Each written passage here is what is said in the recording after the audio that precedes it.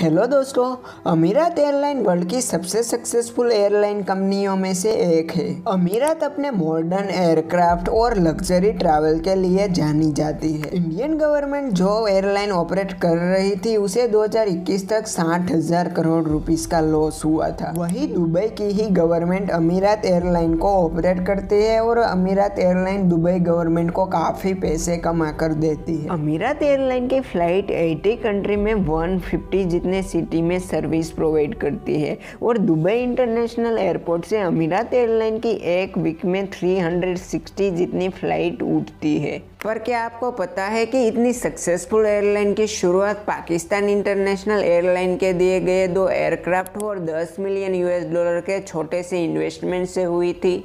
तो आज के इस वीडियो में हम इसी टॉपिक को समझने की कोशिश करते हैं। 1978 के आसपास यूएई के पास खुद की एयरलाइन कंपनी नहीं थी। तब गल्फ एयर ही दुबई में अपना बिजनेस ऑपरेट करता था। Gulf air kingdom of Bahrain की ही एयरलाइन कंपनी है। अमीरात एयरलाइन की सक्सेस के पीछे मॉरिस फ्लैनगन नाम के व्यक्ति का बहुत बड़ा हाथ है। मॉरिस फ्लैनगन 25 ईयर ब्रिटिश एयरवेज में स्पेंड करने के बाद 1978 में दुबई गवर्नमेंट का ट्रांसपोर्ट बिजनेस चलाने के लिए वो 2 साल दुबई आए थे। तब दुबई की गवर्नमेंट ने मॉरिस फ्लैनगन को Dubai international air travel agency का डायरेक्टर ऑफ जनरल मैनेजर बनाया था। 1980 में गल्फ एयर ने कुछ रीजन की वजह से दुबई में अपनी काफ़ी सारी फ्लाइट को बंद कर दिया था। तभी से ही दुबई गवर्नमेंट ने अमीरात एयरलाइन की कल्पना की थी। 1984 में दुबई के एक शाही परिवार के $10 मिलियन के छोटे से इन्वेस्टमेंट और दुबई गवर्नमेंट की सब्सिडी को मिलाकर मॉरिस फ्लैनगन के साथ मिलकर अमीरात एयरलाइन की शुरुआत हुई थी। अमीरात एयरलाइन की स्टार्टिंग में पाकिस्तान इंटरनेशनल एयरलाइन ने काफ़ी सपोर्ट किया था। पाकिस्तान इंटरनेशनल एयरलाइन ने अमीरात एयरलाइन को टेक्निकल सपोर्ट और 2 एयरक्राफ्ट भी दिए थे और अमीरात एयरलाइन की पहली फ्लाइट दुबई से लेकर कराची के बीच ही उड़ी थी। अमीरात एयरलाइन में जिस शाही परिवार ने $10 मिलियन का छोटा सा इन्वेस्टमेंट किया था उसको मॉरिस फ्लैनगन ने एक ही साल में उसका सारा पैसा लौटा दिया। यह अमीरात एयरलाइन की स्टार्टिंग सक्सेस को दिखाता है। मॉरिस फ्लैनगन 2006 से लेकर 2013 के बीच अमीरात एयरलाइन के एग्जीक्यूटिव वाइस चेयरमैन भी रह चुके हैं और वो इंग्लैंड के लास्ट पीढ़ी के प्रवासी कर्मचारी है जिसने दुबई की सक्सेस में अपना योगदान दिया था। मॉरिस फ्लैनगन ने अमीरात एयरलाइन की सक्सेस के सीक्रेट को एक रिपोर्ट में बताते हुए कहा था कि don't do anything they don't need. India की ही airline company like Air India ऐसी भी जगह अपनी फ्लाइट उड़ाती है जहां पर उसे कोई भी बेनिफिट नहीं होता। उड़ान योजना के तहत एयर इंडिया को ऐसी भी जगह अपनी फ्लाइट उड़ानी पड़ती थी जहां प्रॉफिट के बदले उसको लॉस होते थे। कि अमीरात एयरलाइन को दुबई की ही गवर्नमेंट ऑपरेट करती है, वो ऐसी किसी भी जगह अपनी फ्लाइट नहीं उड़ाते जहां पर उसे कोई भी बेनिफिट नहीं होता। हिस्ट्री में काफ़ी सारी फेल एयरलाइन में एक बात नोटिस की गई है कि जब भी एयरलाइन इकोनॉमी स्केल करने की कोशिश करती है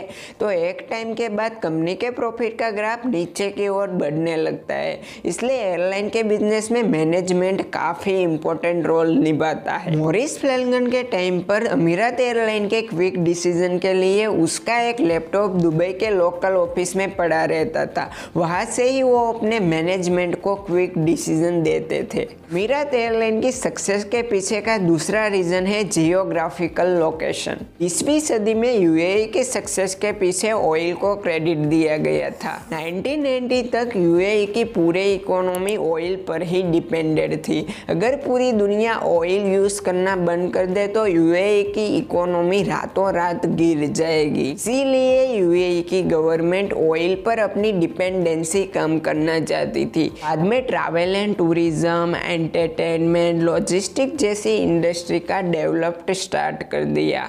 आज के दिन दुबई के पास सबसे ऊंची बिल्डिंग, सबसे बड़ा मॉल और सबसे बड़ा गार्डन है। इसी वजह से इंटरनेशनल टूरिस्ट दुबई में घूमने के लिए आते हैं। कोविड आने से पहले 2019 के साल में दुबई को 16.73 मिलियन टूरिस्ट ने विजिट किया था। दुबई पूरे वर्ल्ड में टूरिस्ट का हब होने की वजह से अमीरात एयरलाइन को आसानी से इंटरनेशनल पैसेंजर मिल जाते हैं।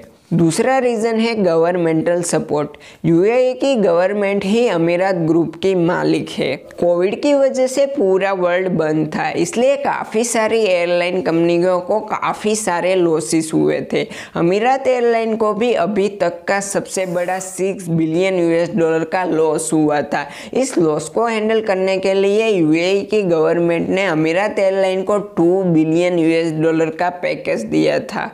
थर्ड रीज़न है कंफर्टेबल एंड लग्जरी ट्रैवल। अमीरात एयरलाइन अपने कस्टमर को लेटेस्ट एयरक्राफ्ट जैसे कि एयरबस A380 और बोइंग 777 की मदद से सर्विस प्रोवाइड करता है। ये एयरक्राफ्ट आम एयरक्राफ्ट से काफ़ी बड़े और लेटेस्ट टेक्नोलॉजी वाले होते हैं, इसलिए अमीरात एयरलाइन के पैसेंजर को काफ़ी कंफर्टेबल एंड लग्जरी ट्रैवल का एक्सपीरियंस मिलता है। इसके अलावा अमीरात ग्रुप अपने एरोप्लेन में कैटरिंग और कार्गो प्लेन की मदद से एयर लॉजिस्टिक्स सर्विस भी प्रोवाइड करता है। अमीरात एयरलाइन ने अपनी मार्केटिंग करने के लिए अपनी एक एयर होस्टेस को वर्ल्ड की सबसे ऊंची बिल्डिंग बुर्ज खलीफा पर चढ़ाकर अपनी एडवर्टाइजमेंट की रिकॉर्डिंग की थी और ये एडवर्टाइजमेंट काफ़ी सारे लोगों को पसंद भी आई थी। लास्ट में हमें एक क्वेश्चन होता है कि अमीरात एयरलाइन के इस बिजनेस से हमने किस तरह के बिजनेस लेसन सीखे। पहला है don't do anything they don't need. हम सबको पता है कि बिजनेस को चलाने के लिए इंडस्ट्री को समझकर हमेशा से ही कुछ नया नया ट्राई करना पड़ता है,